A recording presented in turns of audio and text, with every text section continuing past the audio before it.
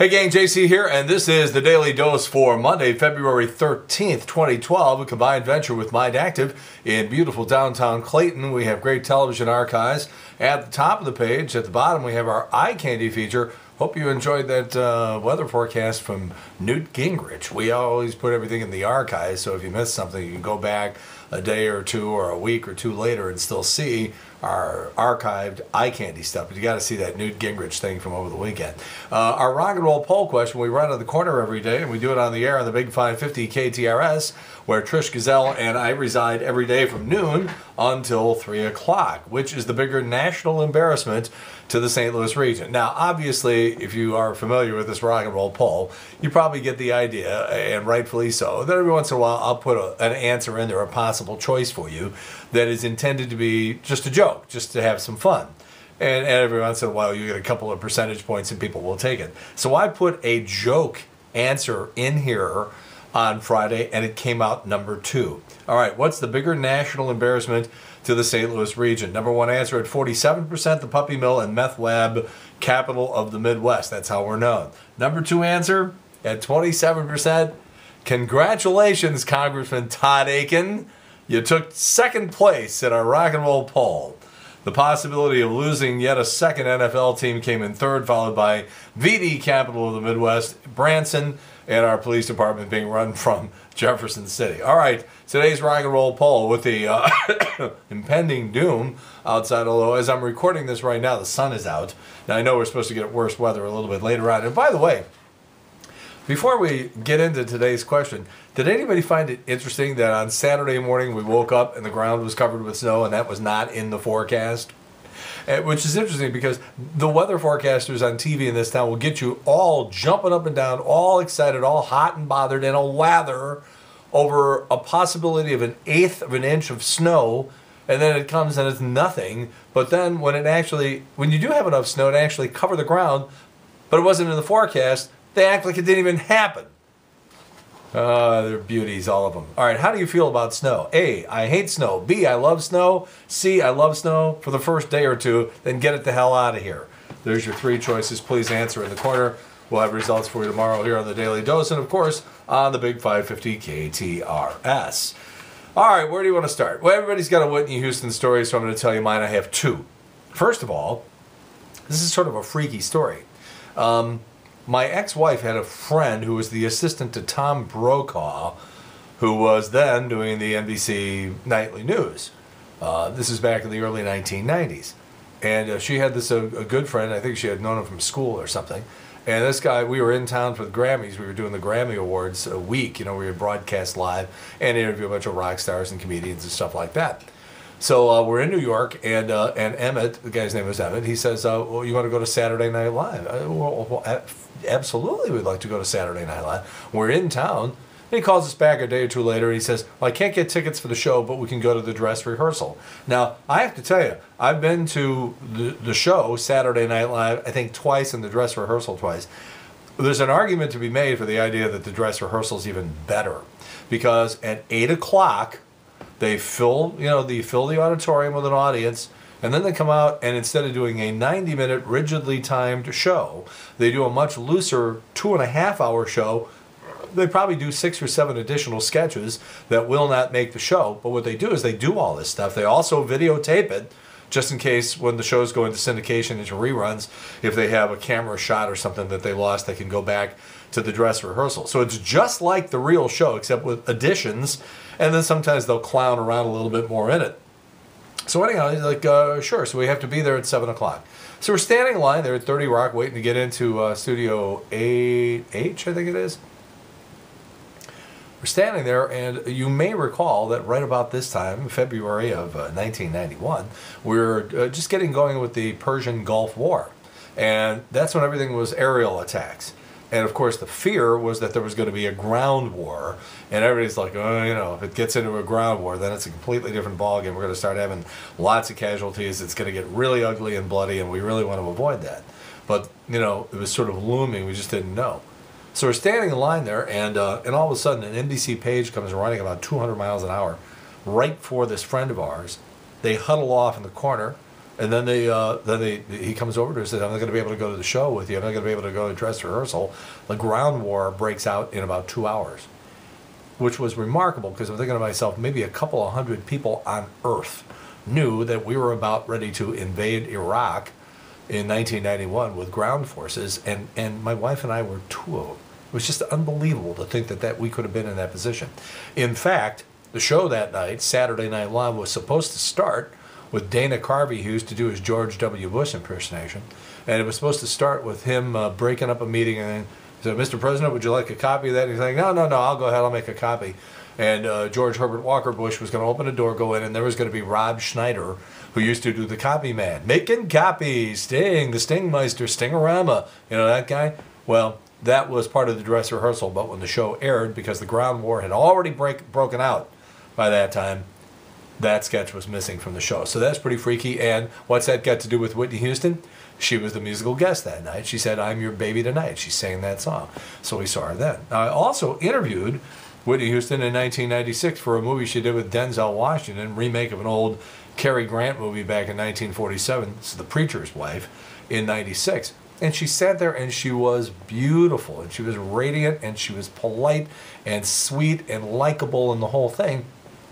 A couple months after that, I come back and you're hearing about all this Bobby Brown stuff and everything, and you start to think to yourself, well, I think we got two Whitney Houstons here. And please understand that a good chunk of Hollywood is like that. They have their on-camera persona when they're performing or they're being interviewed or on late-night talk shows or something like that. And then, as soon as they're not on camera anymore, they sometimes can turn into a completely different person. Now, sometimes that's for the better, and a lot of times it's for the worse. You get genuine people every once in a while, like Tom Hanks, for example. What you see on camera is almost exactly the way he is off camera. There's people who are like that. But then there's the Whitney Houstons. Obviously had this really, really incredibly dark side. You had a lot of people just sort of standing around scratching their heads going, we may have bought into the beautiful singing and the acting and the persona of Whitney Houston that we saw on camera. And there was a completely different person there. The whole thing is just so messed up. And it's looking more and more like what happened is she took alcohol and Xanax and then lost consciousness, slipped down into her tub and drowned, and that's it. So there you go, a real mess. Grammys last night, what do? They got to start a show, they got to put on an entertainment show.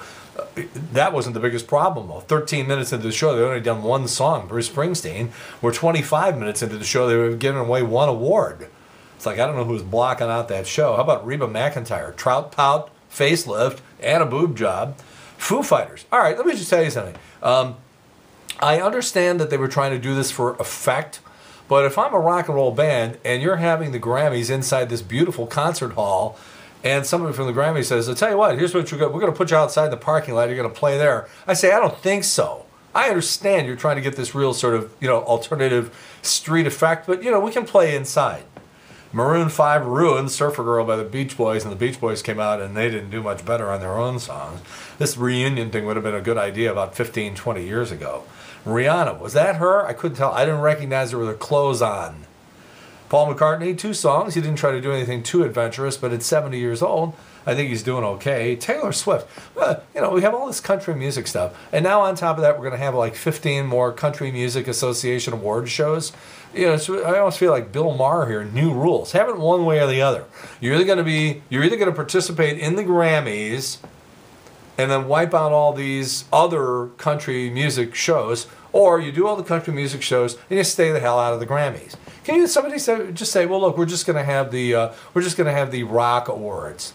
You can't do that. Nice finale last night with Bruce and Joe Walsh and Paul McCartney, and that's about it. And by the way, the incessant Channel 4 promos. Okay, let me just a couple of things here. The people in the Channel 4 promotion department have been nuts for a long time, with all sorts of gimmicky, stupid, lightning locator, 24-hour news source, CompuScore, all this rinky-dink, fly over radar, all this rinky-dink stupid stuff. But let me just say, Claire Kellett, are you out there, Claire? Uncle JC would like to give you some advice, okay? Because you seem like a very, very sweet person, and you have enough basic talent to be able to make it in the business. And I know you're new and everything, but I always scratch my head because people are always telling me what a great J school Mizzou has. And yet people come out of the J school of Mizzou and seem not to have a clue as to what to do. Now, Claire, a couple of things. You have got to get this stupid look off your face, this excited look all the time with your eyebrows up like that. You've got to lose that. And you've got to stop nodding at the camera every time the other person you're on camera with is talking, like you're in complete agreement with them, like you're afraid that if the other guy's talking and you're watching, if you don't nod your head, we're going to think he's lying. It looks ridiculous. Will you stop this? This is constructive criticism. This is advice for you. Get rid of this and get rid of this, okay? Let's see how you do from there. But all these stupid promos last night, they're doing clearly pre-recorded promos in the middle of the Grammys going, well, we're here watching the Grammys just like you are, and they held up their computer, and boy, are we getting some wild comments on Facebook. And it's so clear that they recorded this thing on Thursday afternoon last week. Trying to tell me you're sitting there live talking to us. There's a way to do it and to do it live, but it's clearly recorded. How stupid do you think that we are out here? If you're listening to the radio, and it's 11:45 at night, and you're listening to KTRS, and you hear me and Trish go, hey, tomorrow on the show, we want you to listen to this and this and this because we have this guest. We're not trying to con you into thinking that we're still at the radio station live talking to you. It's clearly pre-recorded. So, okay. I'm over here now. By the way, my first thought on the Whitney Houston thing when I heard it, I was at a restaurant on Saturday night. First thing I think was I thought Conrad Murray was in jail. And by the way, you can't tweet anything anymore without some a-hole going, I knew about that 20 minutes ago. You're so 20 minutes ago. Well, that's always going to be true of anything. You know, there's a whole bunch of people out there. You know why you knew about it 20 minutes ago? Because it was a Saturday night at 8 o'clock and you got no social life and all you're doing is sitting in your mom's basement banging away on Twitter. The rest of us are out having a social life on a Saturday night, and we may not have known the second that it occurred that Whitney Houston had been pronounced dead. So I'm very, very impressed that, you know, when you tweet something, you go, we knew about that 20 minutes ago. Yeah. Have you ever been on a date? John Goodman has joined the Roseanne Barr new sitcom. It seems to me like they're going back and trying to recreate what they had from 88 through 97. Blue-collar family living in a mobile home community, Roseanne and John Goodman? Really, huh? 15 years since that show went off the air, and in that 15 years, Roseanne has, shall we say, lost a lot of people with some of the stuff that she's done. It'll be interesting to see whether or not they can pull it off. All right, what do we got here? We've got one day until Valentine's Day, which means, guys, you've got exactly 24 hours to start making some plans. 8 days till Mardi Gras, 27 days till Daylight Savings Time. JC's Eye Candy today.